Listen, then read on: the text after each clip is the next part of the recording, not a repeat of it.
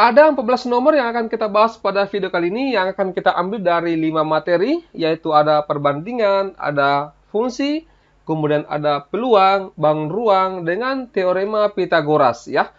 Kelima materi ini sebenarnya mudah ya, tapi masih ada kadang siswa yang salah dalam mengerjakan.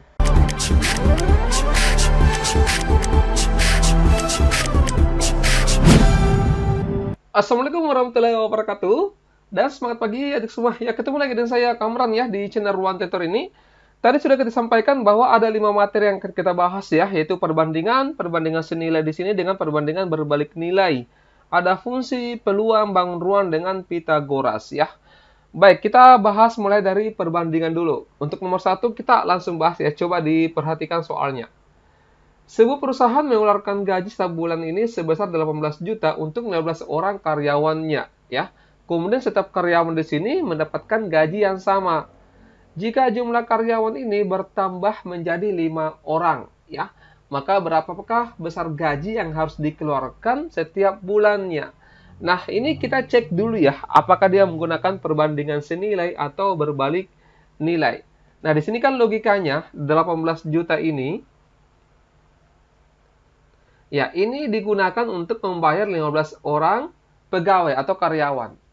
Nah, di sini dikatakan bertambah 5 orang, berarti 20 orang. Kira-kira berapa total gaji yang harus dikeluarkan?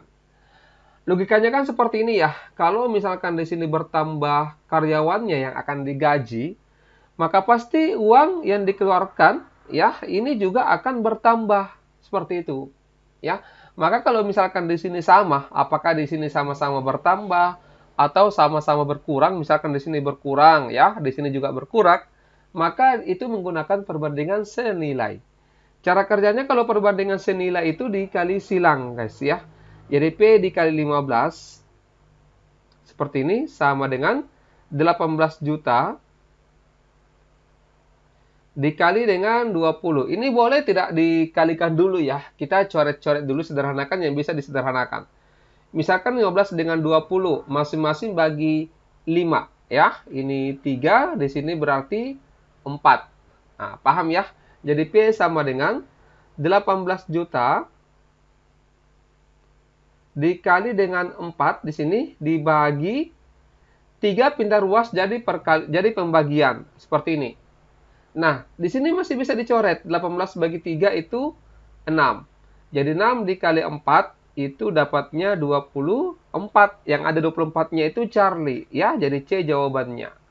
Bisa dipahami ya. Jadi adik semua harus pahami ini soalnya untuk perbandingan senilai. Nanti kita bahas juga yang perbandingan berbalik nilai. Kita next dulu untuk nomor 2 ya. Coba dipahami dulu soalnya. Silakan.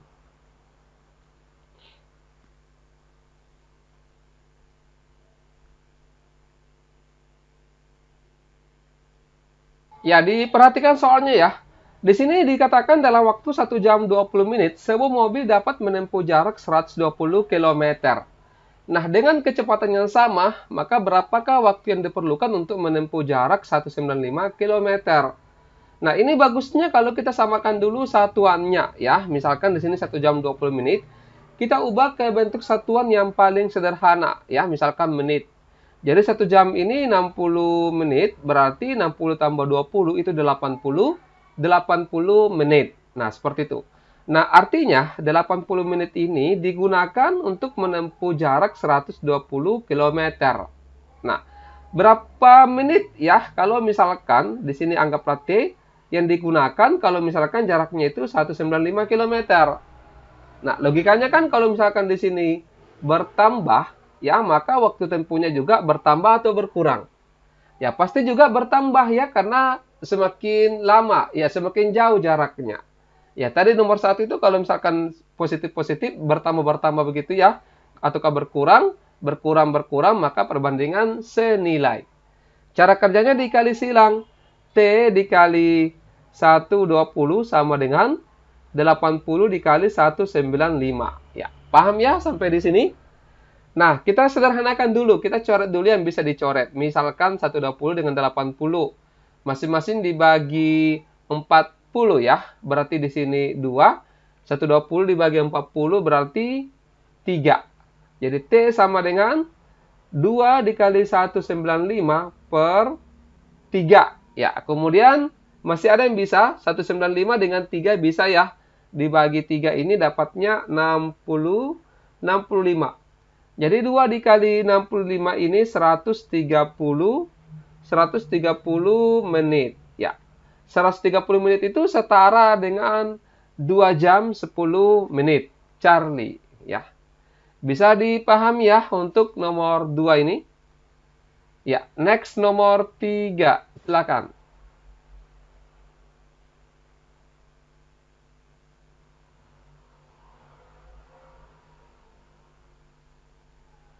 Ya, nomor 3 ini mungkin kalian semua sudah mendapatkan pencerahan ya. Nomor 3 ini tentunya beda dengan nomor 1 dan nomor 2. Nomor 3 ini logikanya ya, ini dia akan menggunakan soal cara perbandingan berbalik nilai. Coba dilihat ya. Nah, di sini kan dikatakan sebuah proyek direncanakan selesai dalam waktu 18 hari dan dikerjakan oleh 15 orang pekerja. Nah, agar proyek ini dapat selesai dalam waktu 10 hari, maka pekerja yang dibutuhkan adalah berapa orang ya? Ini yang dibutuhkan. Nah, di sini kan dikatakan 18 hari ini untuk 15 orang pekerja. Agar proyek ini ya selesai dalam waktu 10 hari, ya, maka berapa pekerja di sini yang akan mengerjakan gitu ya. Nah, di sini karena maunya ini itu lebih cepat dikerjakan ya, atau harinya ini berkurang, maka pasti di sini bertambah pekerjaannya supaya cepat selesai, gitu ya. Nah, ini termasuk contoh soal perbandingan berbalik nilai. Yang cara kerjanya itu tinggal dikali lurus ya. Jadi 10 dikali P seperti ini sama dengan 18 dikali dengan 15. Nah, kita sederhanakan dulu. Misalkan 10 dengan 15 masing-masing bagi 5 ya. Ini 2, di sini 3. Jadi P sama dengan 18 dikali dengan 3 per 2. Itu dapatnya 18 dibagi 2 ini 9. 9 kali 3 dapatnya 27. Hati-hati ya, jangan sampai kita langsung tembak di sini alfa. Ini kan yang dibutuhkan gitu ya. Sudah ada 15 pekerja ya, dan yang bekerja untuk 10 hari ini adalah 27. Berarti ini kita butuh sekitar ya, bukan sekitar ya, butuh 12 orang pekerja ya. Jadi jawabannya di sini adalah delta ya. Semoga bisa dipahami ya untuk nomor 3. Next nomor 4, coba dipahami dulu soalnya.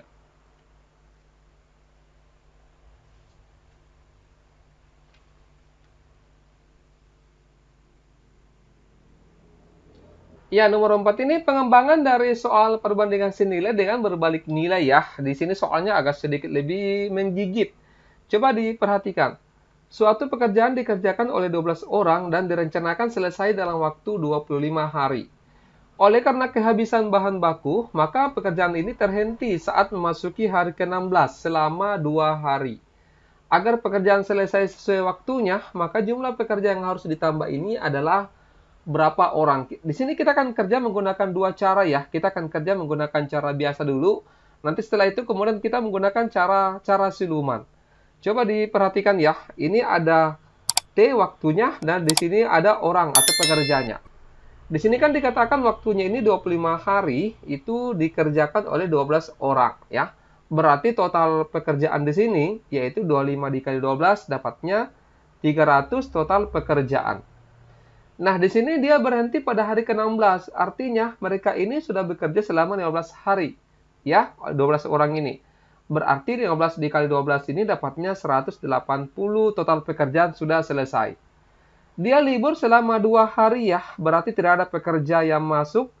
Berarti 0 di sini total pekerjaan. Nah, ini kita perkurangkan dulu. Ya, total pekerjaan yang belum dikerja adalah 300 dikurangi 180 itu 120 total pekerjaan ya. Nah, lama harinya adalah 25 dikurangi 15 ini 10 dikurangi 2 berarti 8. Ini dikali dengan 12 ditambah dengan pekerja yang dibutuhkan. Seperti ini logikanya ya. Nah, sekarang tinggal kita obok-obok ya. Misalkan 18 dengan 8 dengan 120 ini masing-masing dibagi 8, ini berarti 15. Jadi 12 ditambah dengan P sama dengan 15. Jadi kita peroleh P sama dengan 15 dikurangi ya, ini pindah ruas. 15 dikurangi 12 dapatnya 3 orang ya, jawabannya Charlie. Nah, sekarang kita kerja menggunakan cara siluman. Ya. Cara silumannya di sini menggunakan rumus Pak Bos ya. B adalah di sini lama liburnya 2 hari. Kemudian O adalah waktu orangnya gitu ya. Orangnya di sini orang awalnya 12 orang. Kemudian bentar, ini kita perbaiki dulu ya. Ini 12, kemudian sisa harinya adalah tadi 25 dikurangi 15 itu 10, dikurangi lagi dengan 2, 8. Ya. Ini 2 dengan 8 masing-masing bagi 2. Ini 1, di sini 4. Berarti 12 dibagi 4 dapatnya 3 ya. Sama saja, Charlie jawabannya. Semoga bisa dipahami ya untuk nomor 4. Ya, next nomor 5. Silakan.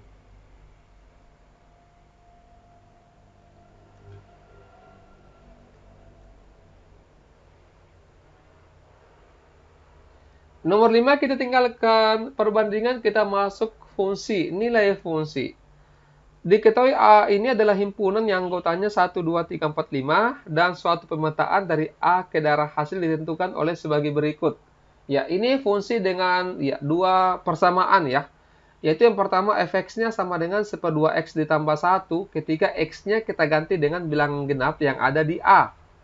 Kemudian fx-nya sama dengan 4 ketika kita ganti x-nya adalah bilangan ganjil yang ada pada A. Artinya kalau kita mau hitung manual ya, kita coba rinci, kita hitung satu-satu.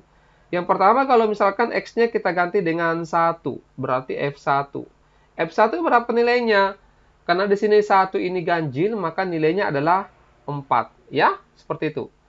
Nah, kemudian kalau f2, 2 ini bilangan genap, berarti dia masuk di sini. Ya, kita ganti x-nya dengan 2. 1/2 dikali 2 ditambah 1. Ini set, berarti 1 tambah 1 dapatnya 2. Ya. Nah, kemudian kalau F3 ganjil. Ya, sama saja kalau ganjil berarti 4.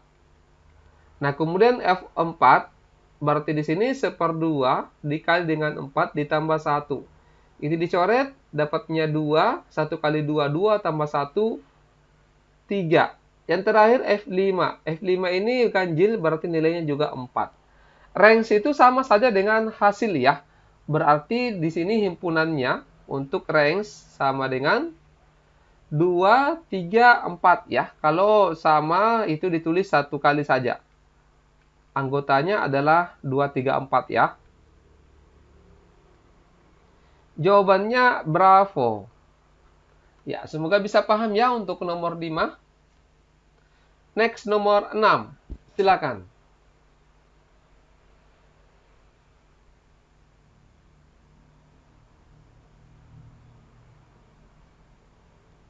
Ya, bagusnya nih kalau kita cari dulu nilai A-nya ya. Karena kalau kita mau cari H-8, ini kan A-nya belum ada, belum diketahui gitu ya. Nah, kita bisa menggunakan bantuan di sini. H-2 sama dengan 2, artinya ini adalah pengganti dari X. Jadinya ini minus 2A, karena X-nya minus 2 ya. A dikali minus 2 seperti itu. Atau kita rinci dulu tidak apa-apa, seperti ini. Nah, ini minus 2A ditambah 3 sama dengan 2. 3-nya pindah ruas ke kanan, jadi kurang. Minus 2A sama dengan 2 dikurangi 3 min 1. Minusnya dicoret. Jadi A sama dengan 1 dibagi dengan 2. 1/2. Nah, berarti untuk mendapatkan minus 8 ini tadi 1/2 ya. Kita akan peroleh fungsinya itu adalah Hx sama dengan A-nya 1/2, jadi 1/2x ditambah dengan 3. Jadi kalau misalkan H-8 sama dengan 1/2 dikali minus 8 ditambah dengan 3. Minus 8 dibagi 2 ini minus 4. Jadi minus 4 tambah 3 min 1. Alfa jawabannya. Ya, paham ya untuk nomor 6? Next, nomor 7.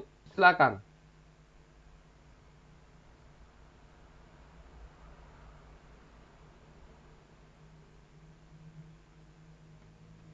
Ya, mirip dengan di nomor 6 tadi ya. Kita cari dulu M-nya. Ini kita masukkan. Ganti X-nya dengan 3.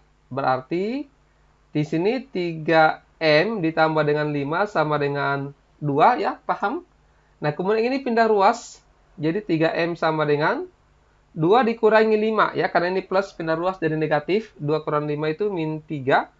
Jadi M sama dengan min 3 dibagi 3, dapatnya min 1. Charlie jawabannya. Ya, semoga bisa paham ya untuk nomor 7. Next, nomor 8. Silakan.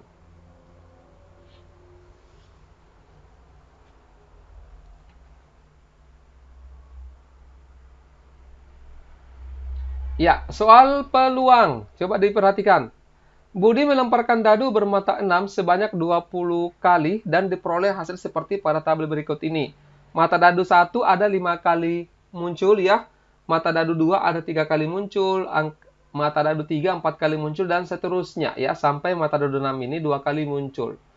Berdasarkan informasi tersebut, tentukan benar atau salah untuk setiap pernyataan berikut. Frekuensi relatif itu caranya cukup mudah ya. Itu banyaknya percobaan. Di sini untuk angka mata dadu 2 ya, ini ada 3 dibagi dengan banyaknya percobaan. Jadi 3 per 20 ini sama saja dengan 0,15. Coba kita pembagian bersusun. 3 bagi 20 ini 0 ya. Ya, kenapa komanya di bawah? Di atas. Ya. Berarti 30 dibagi 20 kira-kira dapat 1 ya. 1 dikali 20, ini 20 kurang. Dapatnya 10, turunkan 0, 100 bagi 20, 5 ya. Jadi 0,15 ini benar. Nah, kemudian frekuensi relatif kejadian munculnya mata dadu 5. Yang ini 4. 4 per 20 sama dengan, kita bagi lagi, 4 per 20. Ini 0. 40 dibagi 20, itu dapatnya 2. 2 dikali 20, 40 ya. Sesuai, pas. Jadi 0,2 ini benar. Frekuensi relatif kejadian muncul setiap mata dadu adalah sama. Ini salah ya, karena kenyataannya ini beda. Mata dadu 2 ini 0,15, mata dadu 5 itu 0,2. Jadi tidak sama semua untuk mata dadu. Next, nomor 9. Silakan.